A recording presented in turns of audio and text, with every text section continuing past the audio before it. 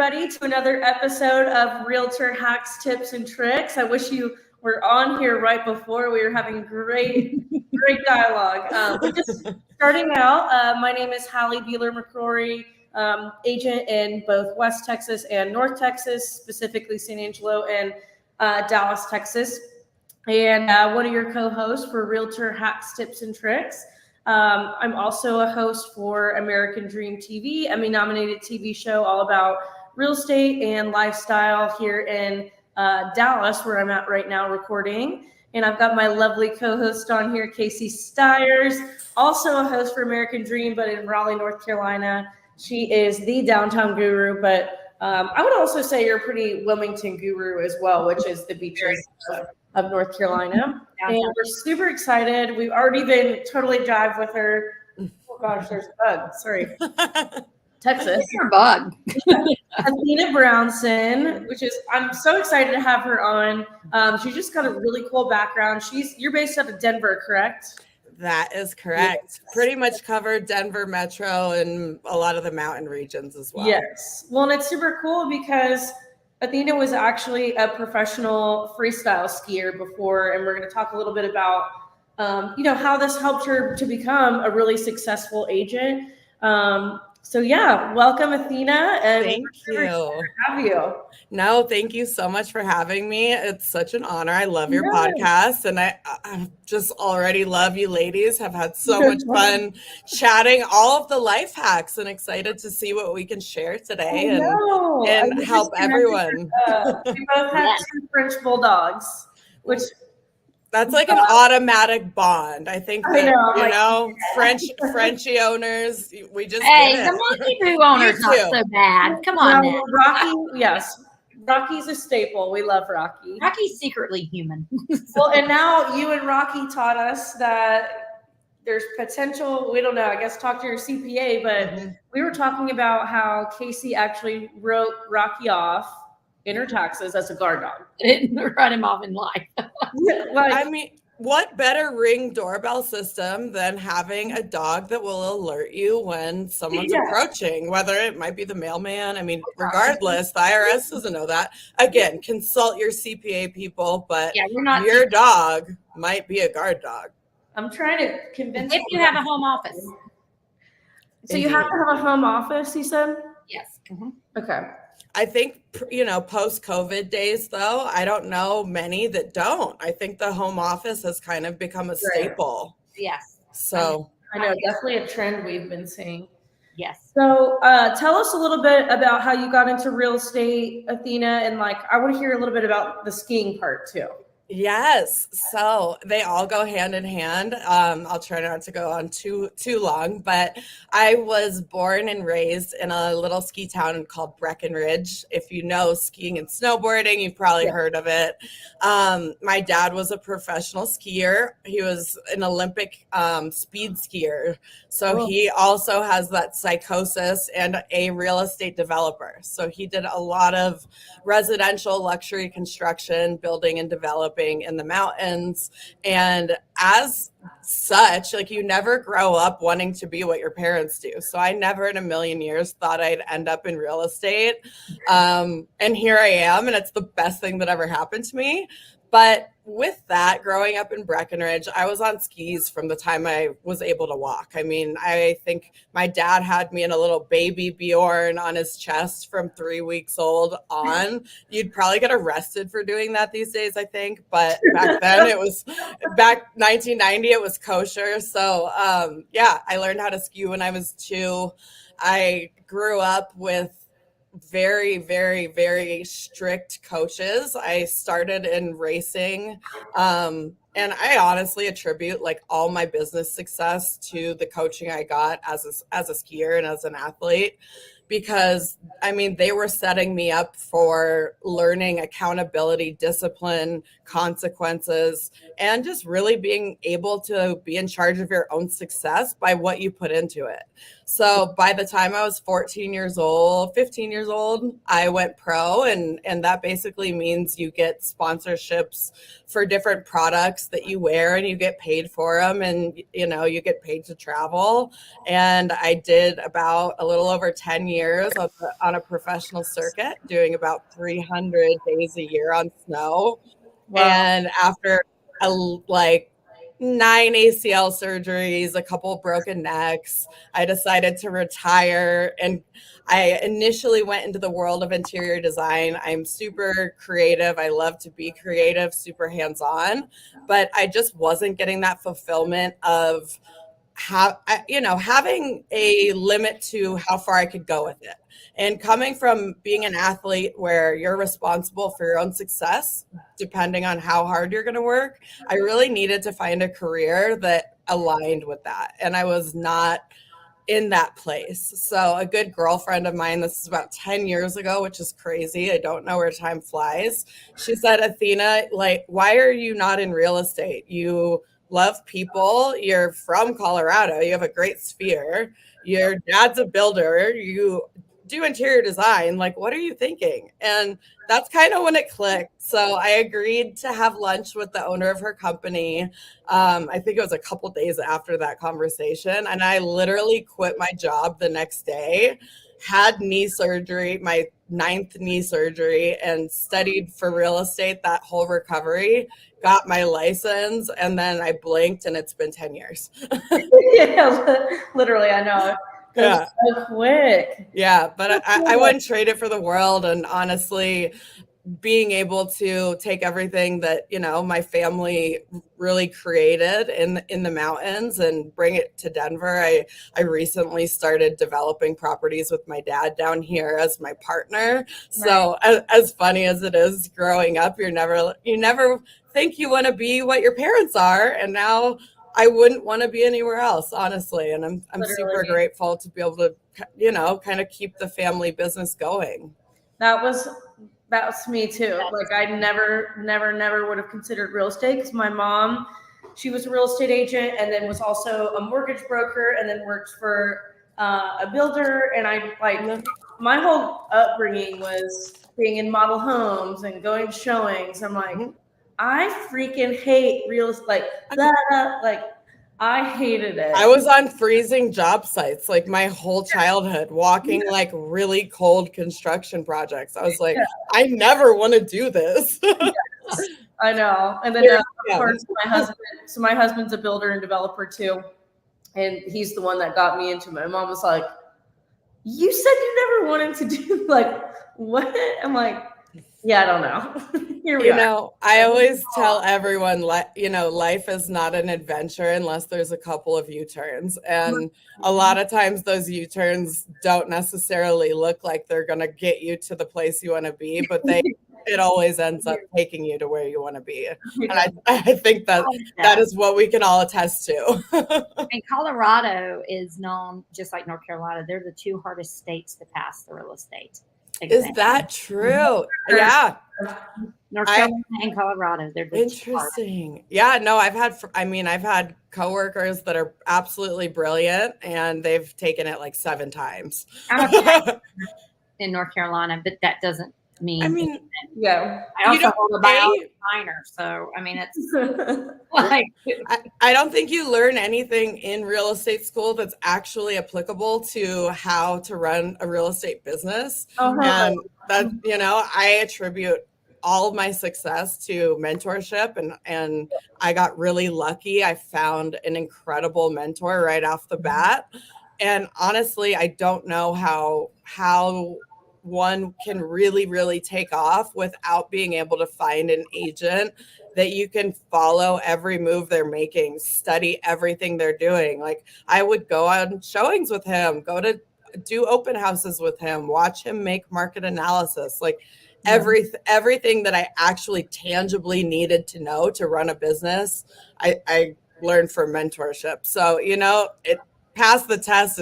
It's tricky, but it'll be worth it. And then find a mentor. Yeah. And we just came back from that conference, and that was like, literally, they sent a recap out after tip number 1 for like that. They pulled from the conference was find a mentor. Really? Oh, I love hearing that, because that's always what I tell, I mean, that was the common denominator they all had. Find somebody and copy paste. And that's what I always say. Ask, what does your day look like? How do you like?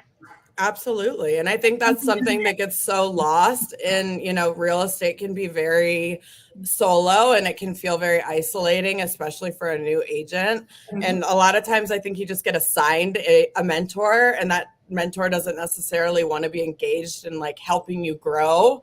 Right. and figure out, a lot of this will go into marketing, but really figuring out what your strengths are in the field. Like you don't know what you don't know. So until you're following someone and understanding like how multifaceted real estate can be, you don't know what you're good at, what your strengths are, what your weaknesses are, and how to capitalize on them. Because I think real estate is really all about implementing the basics with consistency. Mm-hmm. And when we're able to do that and like knowing what your basics are, and honestly, that's a lot of what I would love to talk about today is understanding what your basics are and what because they should all be built on your strengths. Right. I think real estate so often gets this like one size fits all model of, making 100 phone calls a day. And, we all hear it over and over and over again. But if those are not activities that you feel good about doing or that you enjoy doing, the likelihood of you actually implementing them into your day-to-day routine is so low. Yeah. So finding what activities you do enjoy doing and then learning how to capitalize on that. So let's get into it, ladies. Yes. Tell us more. Yes. So when I first started as a baby agent, I've always been a huge proponent of having a coach. And I think a lot of that goes back to the fact that I was an athlete and being able to have someone that can really look over your business, look over your entire, I think oftentimes we get so narrow-sighted on just looking at our business, but it really needs to be a whole life approach, like looking at every pillar of your life and understanding where you need to improve and where your blind spots are that you're not seeing yourself. I think you need to have someone in your life that can do that, whether that's a coach or a mentor. But what I learned very early on was the importance of consistency with the basics. But what I didn't learn early on was that those basics are not going to be the same for everyone. Mm-hmm. So, for example, in my first office, the lovely gentleman in the office next to me, who's still a dear friend, shout out Sean Nealon. He's got a great podcast too. But, I would listen to him cold call all day long. He would cold call and he would be so happy doing it. And it made me want to cry thinking about that, and I felt like I needed to be doing that. I was like, I'm failing as a realtor because I'm not making 100 cold calls a week, and I'm not out introducing myself to every business in the neighborhood and making and I really felt defeated at first. Yeah. And what I learned, relatively quickly, which I'm super grateful for, and it was through coaching, was one of my coaches looked at me and was like, Athena, what are the things that you enjoy doing? Like, where are you comfortable? Do you love, hosting happy hours? Do you love hosting events? Do you love one-on-one, like breaking bread with your sphere? Have you even created your sphere, your database, like basics 101?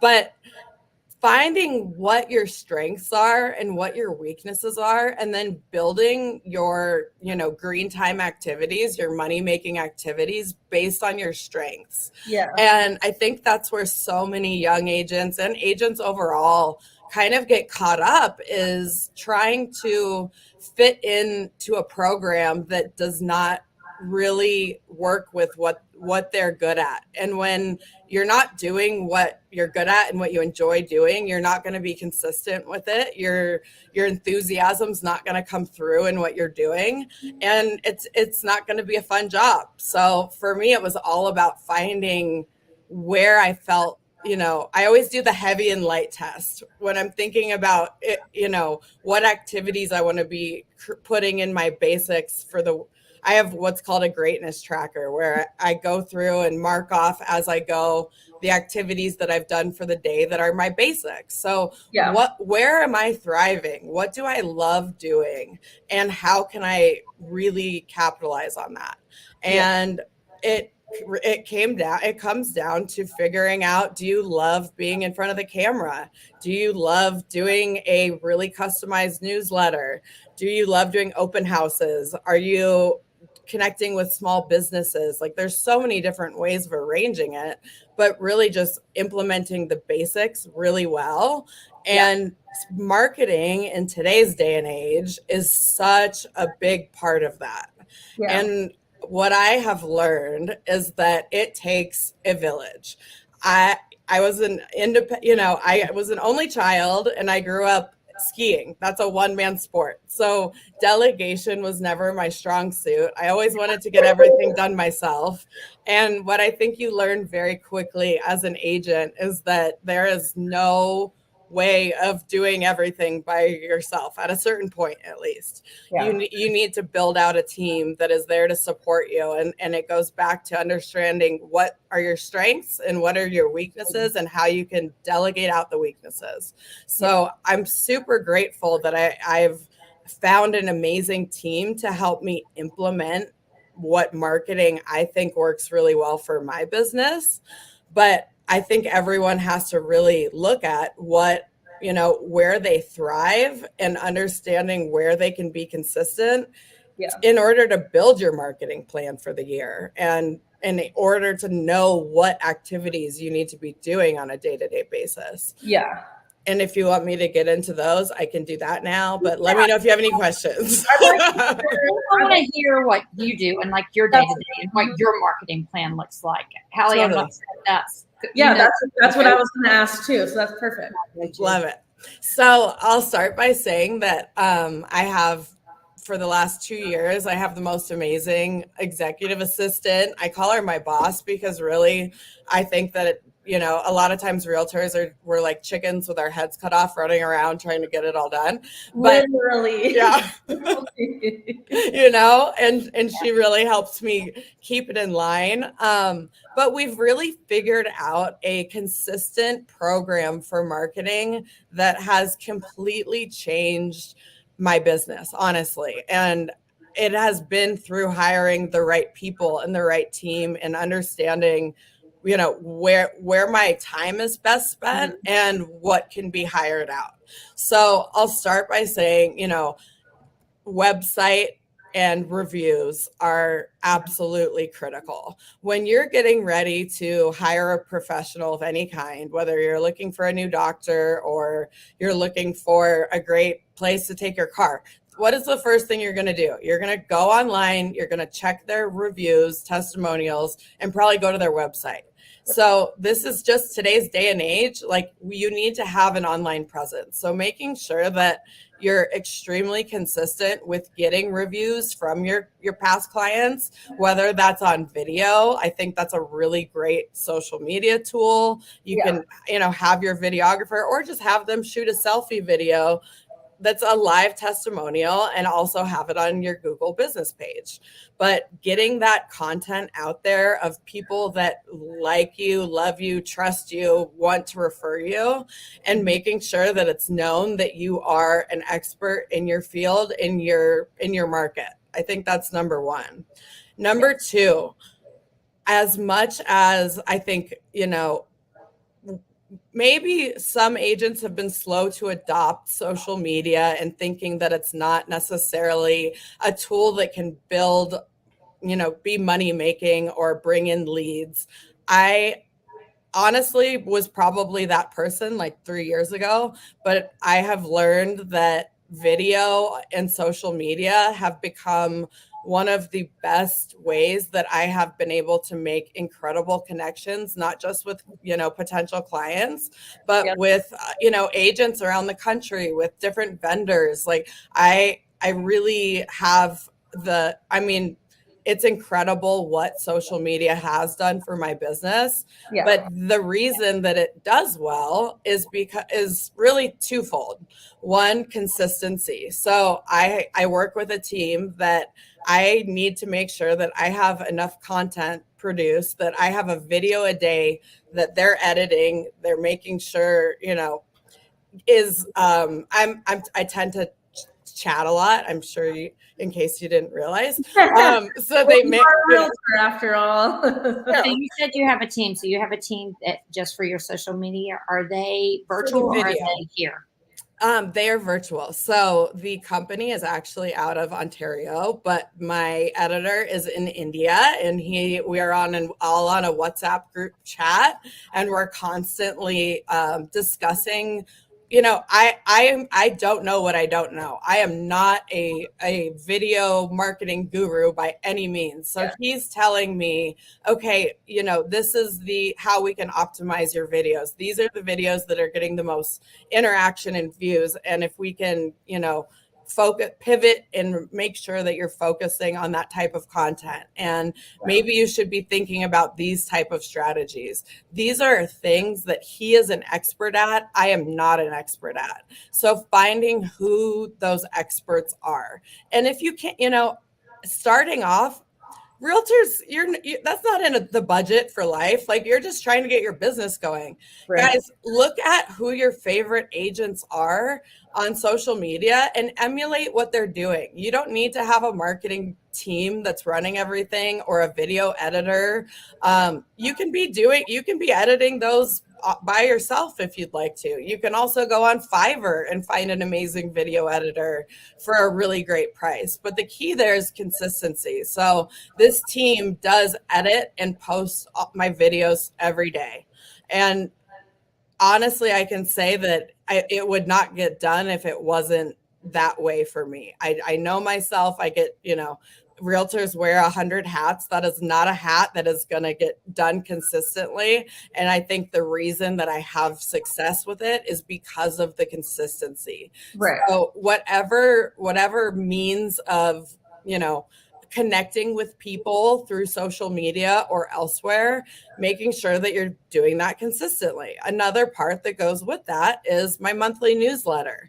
I'm making sure that every month on the dot, the first or second day of the month, we're putting out content in the form to my entire sphere, my whole database, on really usable, like, what events are happening in your area that month? What are different opportunities for you to get involved in volunteering? What's the market doing? I love to, throw in a video giving a market update in there, so people are getting that face recognition on a newsletter if they're not on social media.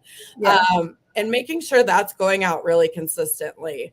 And with all of this, I think it's really key to have a uniform aesthetic. I mean, as basic as that may seem, it is so easily overlooked, and it's easy not to think about. But, I work for Compass, and I'm super grateful that they've, provided really great templates that are all black and white. Like, we're very uniform in what we're providing, whether it's our listing presentation, social media posts, newsletter, whatever it may be, finding that consistent branding so that when people see anything from you, they're associating that branding with you, and they're thinking of you at that caliber that you want to be at. Yes. Really, I heard like the best term, or like the best description of branding. It was Ricky Carruth just said at the conference last week. He said, a brand is a name that reminds you of a story that you want to be in. Yes.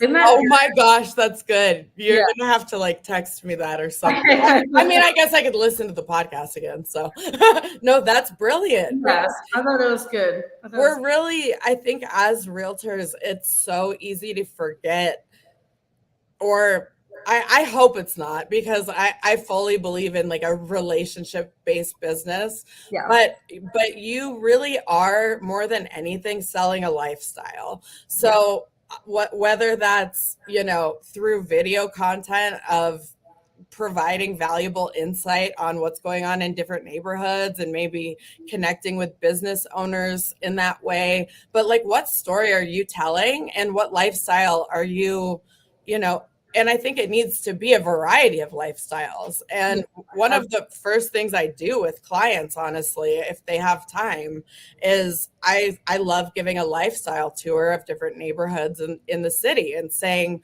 the first day out, after doing some client intake and really understanding what their needs are, let me take you to one property in each of these 6 neighborhoods so that you can get an idea for what your lifestyle is going to look like within within whatever neighborhood. So it all comes 360, like marketing, branding, lifestyle, client lifestyle, like it all comes together, and having that cohesive message, that cohesive look, and the consistency in whatever ways you're marketing yourself, it creates a full picture.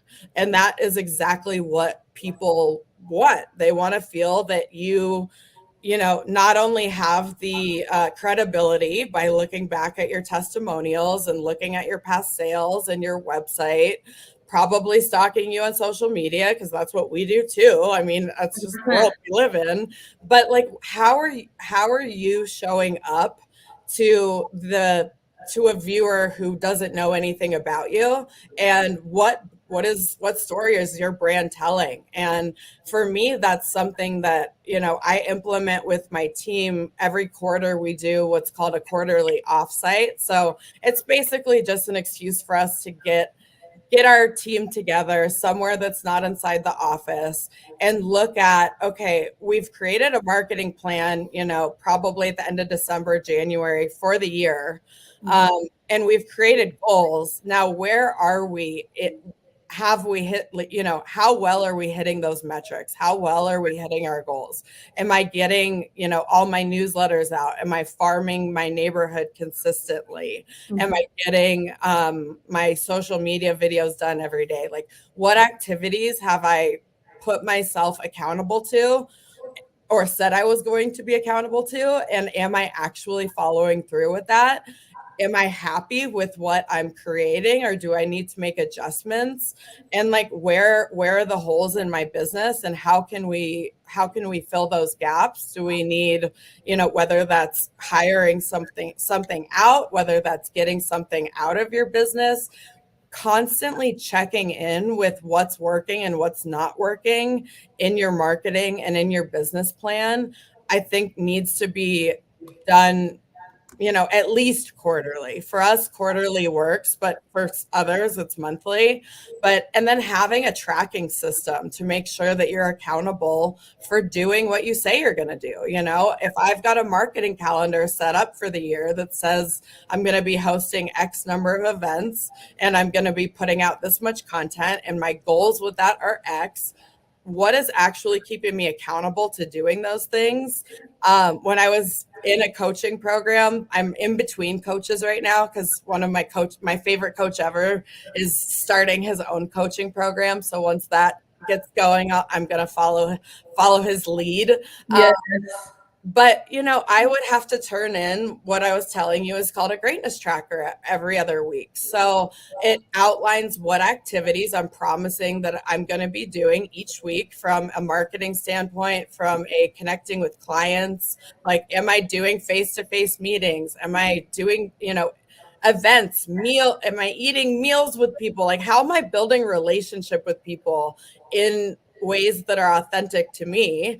And if I'm not checking off a box, I would get fined by the box, $10 per missing activity, and it would go to charity. So like, it was for, it would go to a good cause. Yeah. It kept me super accountable, because I knew that if I wasn't doing what I said I was going to do, that there was going to be a consequence for it. And if I did do what I said I was going to do at the end of the semester, I had created a reward for myself with my coach. And, you know, whether that's like taking a weekend off and like going enjoying a weekend with your significant other or friends or family, or you really want a pair of running shoes or whatever it is, like find a way to reward yourself for good behavior, aka getting your activities done. Literally, it reminds me of like anytime or like my Pilates studio that I go to, it's like if you miss, they hit you with a no-show fee or late cancellation. I'm like, it's expensive too. I know, I'm like, I can't justify it. I have to go. Like, but then of course the reward is like, yeah, I look good. I feel good. I got up and did it. It was kind of like in New York. I was like, oh, I'd really like to sleep right now, but I paid $70, so I'm going to yeah, we went to go do this, and it was so worth it. Like, right?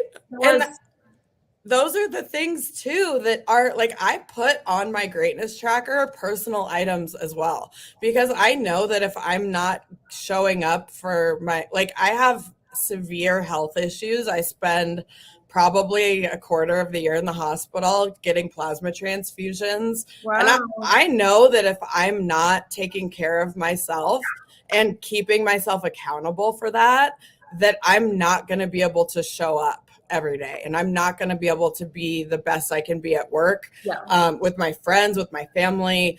So I have, you know, workouts on my greatness tracker. I have nutrition on my greatness tracker. I have how much water I'm drinking. Like, these are things that might seem trivial, but if you're not looking at your life from, you know, like your entire life, you're not going to show up the best you can in any area of your life.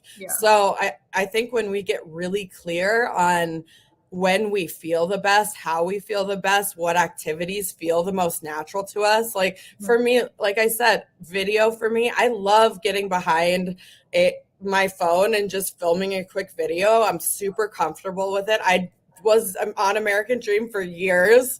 Absolutely love American Dream. I think it's great. I had to back away when I got really sick, unfortunately, a couple of years ago, but I think it's amazing. Like, finding where you shine. And I love being behind a camera. So that also means that when I'm doing client updates, I don't love talking on the phone as much. And unfortunately, that's a part of real estate, but I love sending video updates to my clients. Hey, I just got off the phone with the buyer's agent. The inspection went well, but these are a couple items that we should expect down the pipeline, but that are going to be coming. Start doing that more. I know, I like that too. I hate texting. Like, by the end of the day, I have texted so much. I'm like, this could be a 2-minute conversation.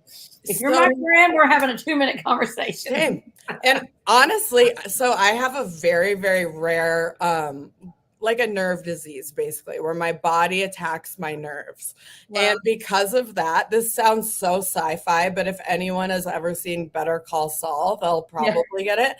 So I have a very severe electromagnetic frequency sensitivity, EMF sensitivity. Wow. So that means that when I'm having like flare days, or like I lived in an RV for 6 months at one point in my life, like a couple of years ago, that wasn't connected to electricity. And I would write $1 million contracts with lead gloves and a lead blanket over me because I would be covered in electrical burns if I did it.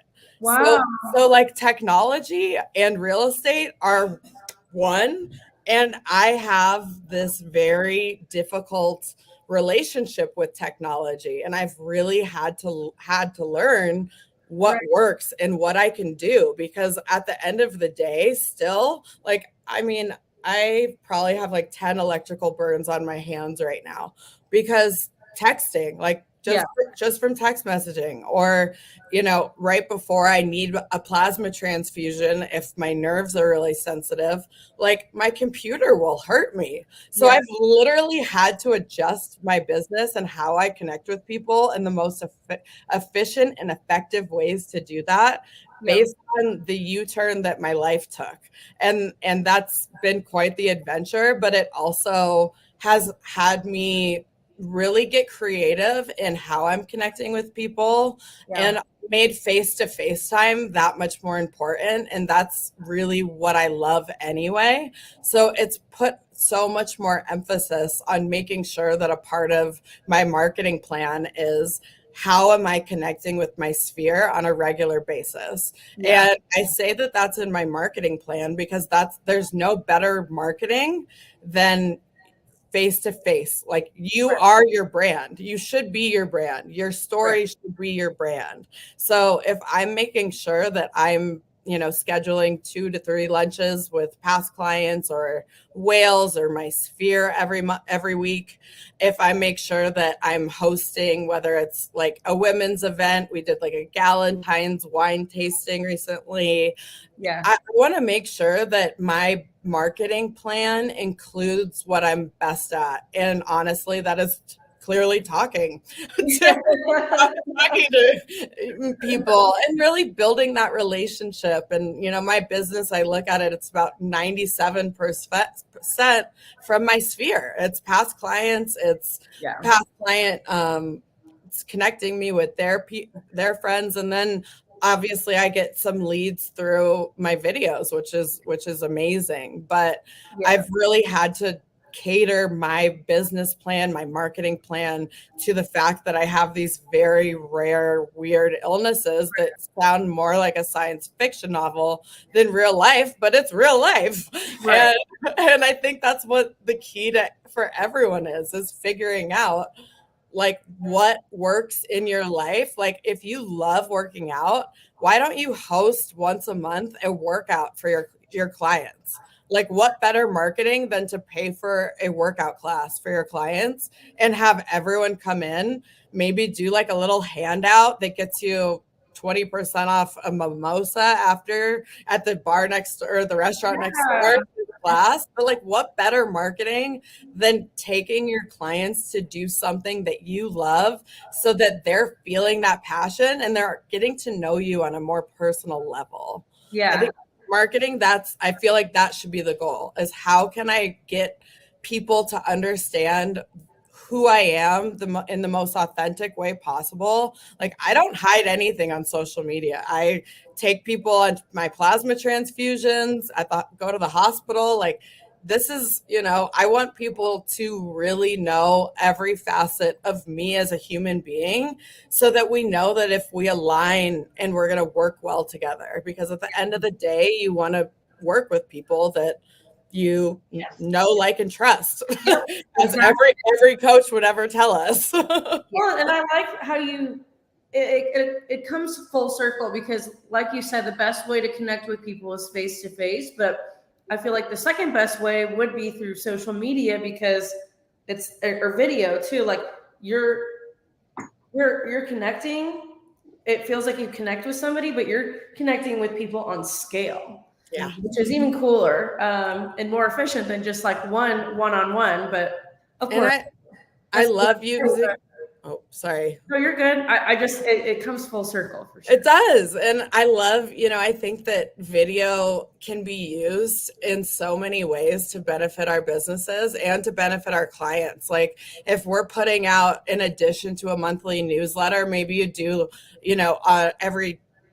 the 2 weeks after your newsletter, you put out a video email that is giving you a tip or a trick on how to work on the curb appeal of your home, or what a recent market update is, or if you're looking to sell, here are 3 tips to make sure you're getting, like, how can you use video or whatever means works best for you. But I think video is a pretty easy way to connect with a large amount of people. But like, how can you bring value to people with your marketing? I think that's a lot of times what gets thrown out the window, and it just becomes like, this is a pretty house, this is a pretty house, this is a pretty house. Like, what are we actually doing with our content that we're putting out there that is going to bring value to people, and that people are going to remember, like, oh yeah, I remember seeing that real estate agent on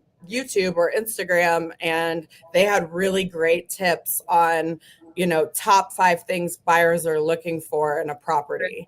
I want to go back and look at her page and connect with her. Like, what are you giving, not what are you getting? Right. So let me ask you this. How are you tying? So it sounds like your two big lead generators are social media and video, and then also email.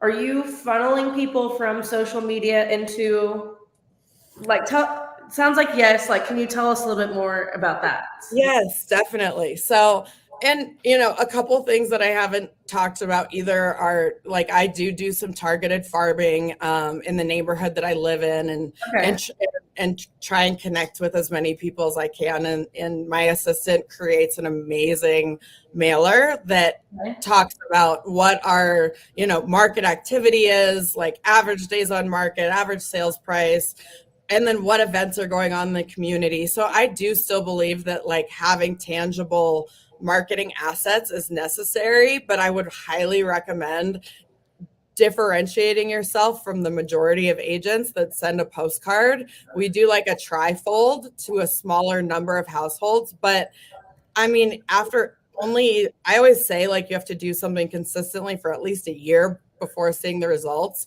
But we're 8 months into marketing my new to farming my new neighborhood. And because she's created such an incredible asset that people want to hold on to, that has that valuable info in it, like, I've gotten multiple listing appointments from that. So I'm not saying that, like, the old school techniques don't work, because I think you also have to do that. Yeah. But I have, a very systematized way of anyone that I'm meeting, whether it's through social media or an open house, anyone that I don't know personally, is first of all going into my CRM. But one of the first things I do after, making a couple interactions with them, and that really comes down to whatever your touch points are. For me, it's phone calls, handwritten notes, videos. Like, I think that's another way you can use videos. Hey, I just met you at this open house this weekend. It was so great.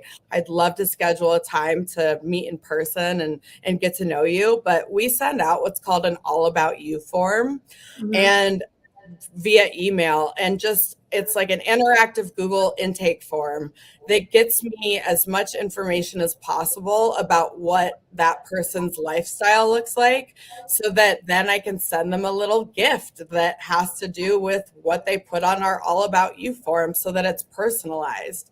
So really making sure that we're getting every interaction I make, making sure that I'm getting it in my CRM, labeled properly, so that we know what steps need to be taken to make that person not just a one-time interaction, but someone that could be a potential client. And I think follow up and having your own follow-up plan and being consistent with it is critical. I'm not saying I'm perfect. I think it's so easy. When we get busy as realtors, the basics kind of all go out the window, and then that's when you notice those big ebbs and flows in your business. So making sure that you're really diligent about keeping up with the basics like that. But again, like, the majority of my time and my focus is on nurturing the sphere that I already have. So while I am, always trying to grow that sphere, more so I'm trying to grow my sphere by having lunch with past clients, and then saying, hey, if you know anyone that's looking to buy or sell this year, or just needs insight on the real estate market, me, I'm very, no pressure. Like, I'd love to connect with them and just see how I can be a valuable resource. So that's my preferred method of getting new business, and it works, because if you've done a great job for your clients, why wouldn't they want to refer you? It's the hardest, for me at least, it's the hardest thing to do, is ask for that referral. But there's such organic, like, authentic ways that you can do it. And if you've done an amazing job for someone, then why wouldn't they want to refer you out to the world? Like, they want to. That's like basically what influencing is, and everybody wants to do that. So, hey, we could be influencers, guys. What are we doing? It's true.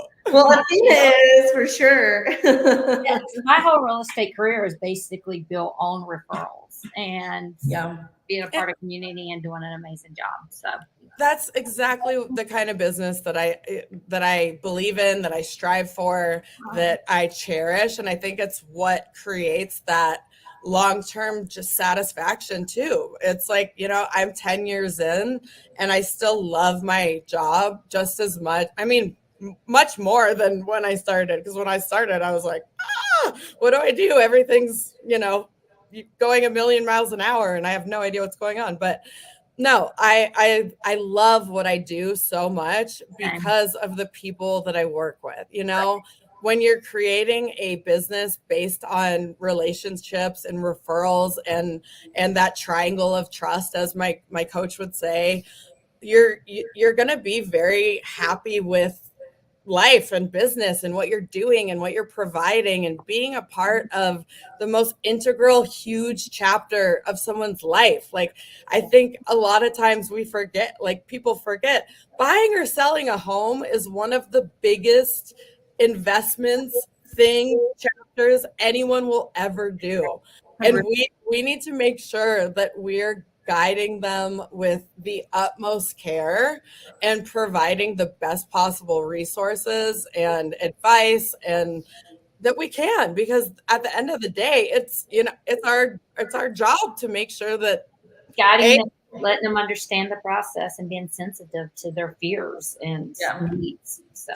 And how often do you ladies hear like that's not the case? I'm horrified when I get off a buyer consult and I hear about previous experiences that they've had, and it makes me really sad that it can be very transactional and they never hear from their broker again, and they never really felt like they had someone in their corner.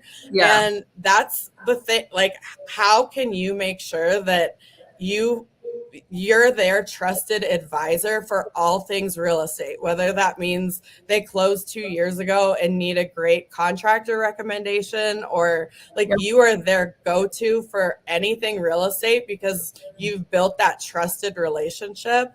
Like, I mean, I'm like so corny. I will be that person yelling from a mountain about how much I love my job, but it's because of those relationships that we're able to build. Yes. That reminded me, Casey, I keep bringing things back to the conference, but you're hitting every thing they said. That's exactly what Josh Altman, I love him. He's like, I'm everybody's concierge. You need a contractor. I got it. Like, and he's like opening his jacket. He's like, what else was it? I love that. You need an HVAC person. I got it. A roll of tape. I got it. And it's so true.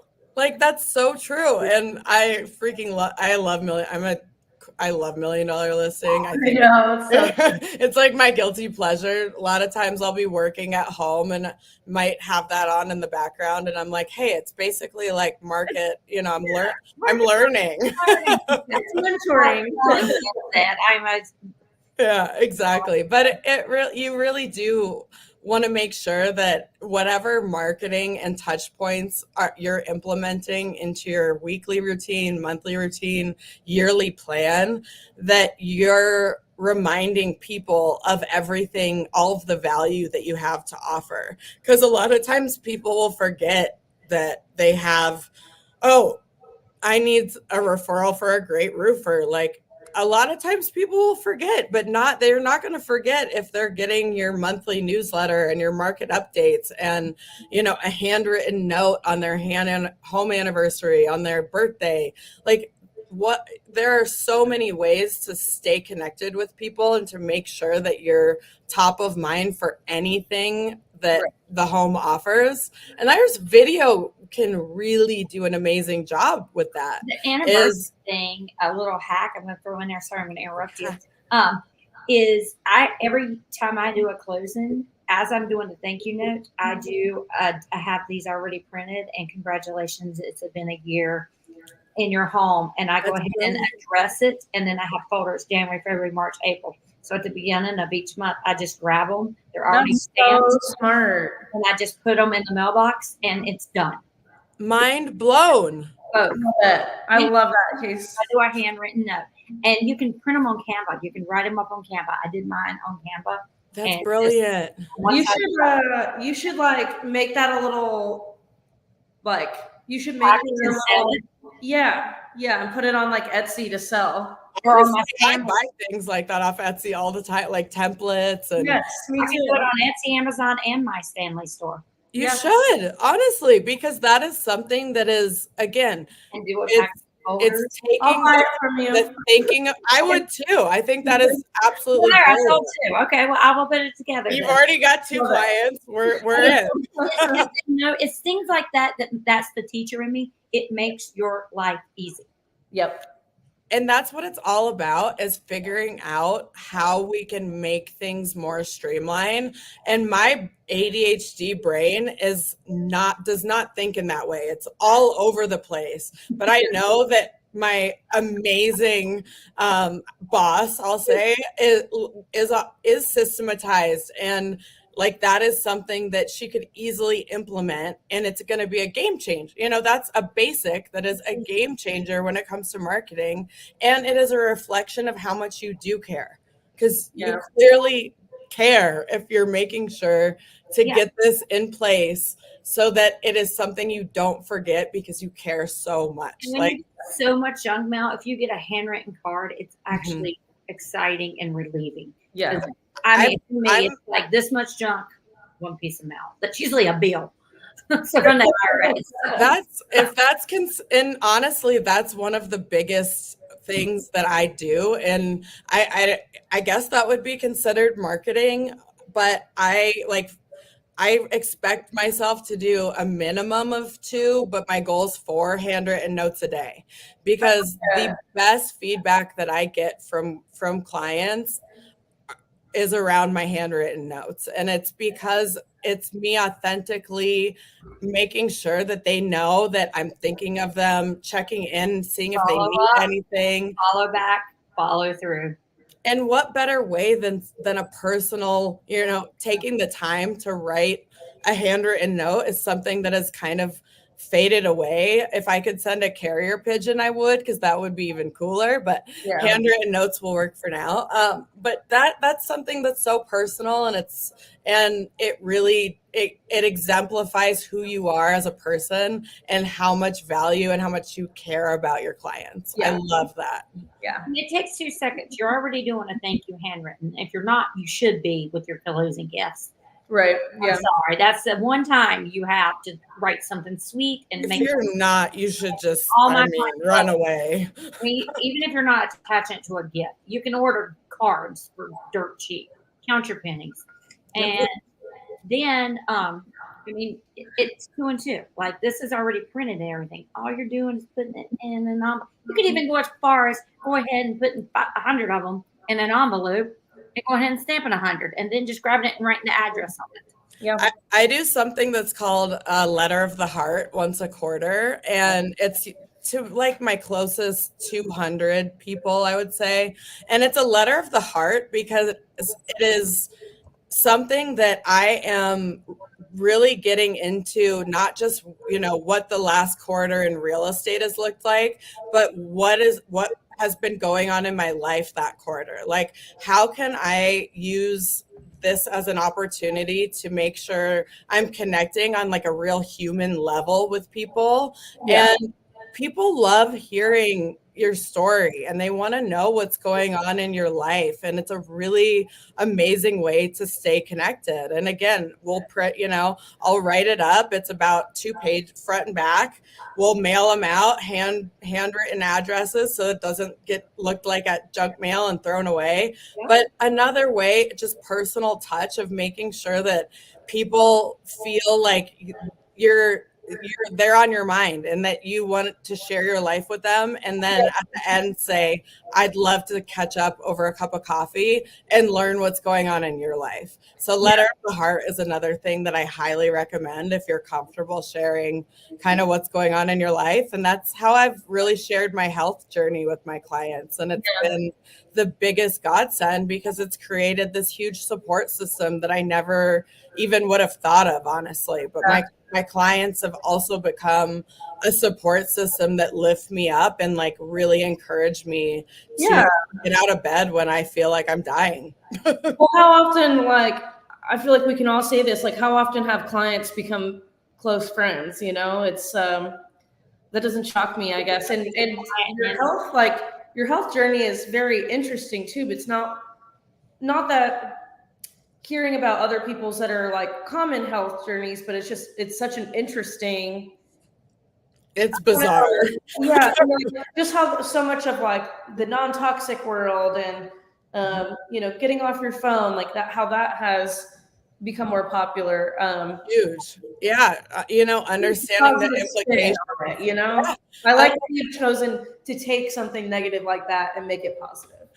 And it just creates awareness too. It's like, making sure that people are thinking about in their home, making sure there's no black mold and making sure we're doing the right inspections and making sure you're not right under a giant power line that can be zapping you and in radiation. Like it really does come into how you're approaching just inspecting a property properly. So to make sure that you're optimizing your health in every way you can, because I have had black mold poisoning from living in homes built in the 1890s. Like I've gone through these things and learned the hard way, and any insight that I can give, even when it comes to materials and cleaning products we're using.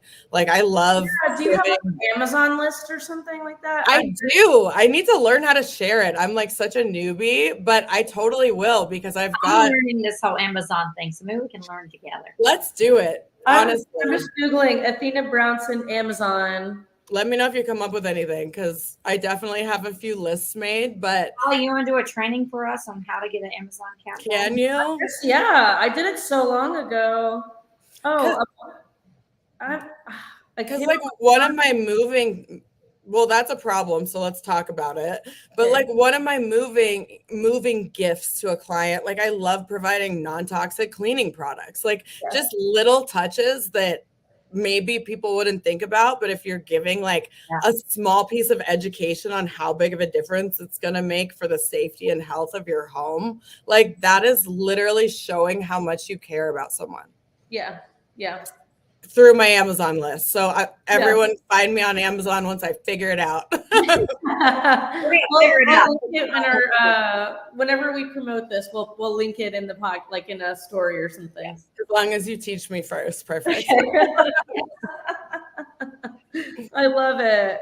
Another great marketing 101. Truly. Well, we're coming up on our hour. I mean, this has been, I think, one of our most valuable and actual like tactical podcasts we've had. Good. I love it. You girls are so easy to talk to, so thank you. Thank you. Yes. I need to do another one. And you say when? Well, I have one of them near me. I've got one of my fridges. I'll make sure that I have both of mine next time, and I'll have Boo Berry and Lucy Fur in my arms, and I'm trying to they have definitely been out. Big girl over here. You taking a nap? There he is. That underbite is everything. Oh my gosh. Next time we'll make sure all the dogs are present for sure. We're a dog friendly podcast. Love it. I love it. All of our guard dogs, yeah. Our written off part of your podcast. You guys, and I never even put up her ticker, so I'm going to put up Athena's ticker at the bottom. If you want to connect with Athena, she is Athena Brownson, so Athena, and then Brownson, Brownson, Realtor. Hopefully you know how to spell that. On Instagram, and I'm sure you can connect with her and her, bio there on all her other platforms. Yeah, thank you, Athena, for coming on today. You are such a wealth of knowledge, and I'm so inspired. I've like have so many notes I took. So fun. Thank Yeah, you, I'm ladies. just so excited you came on. And guys, if you're listening to this, we are on every Monday, 5:30 p.m. Central Time, so 4:30 Mountain Time and 6:30 Eastern Time. So we hit all of our audiences here. And make sure to leave a review, everyone. This podcast Yes. is amazing. And, Yes. anything that you love, make sure to write a review. Yep. I know that I will be doing that right when I get off this call. Oh, thank you. Thank you. Thank you, Awesome, ladies. guys. We will catch you next week. And thank you again, Athena, for coming on. And thank you all for listening to Realtor Hacks, Tips, and Tricks.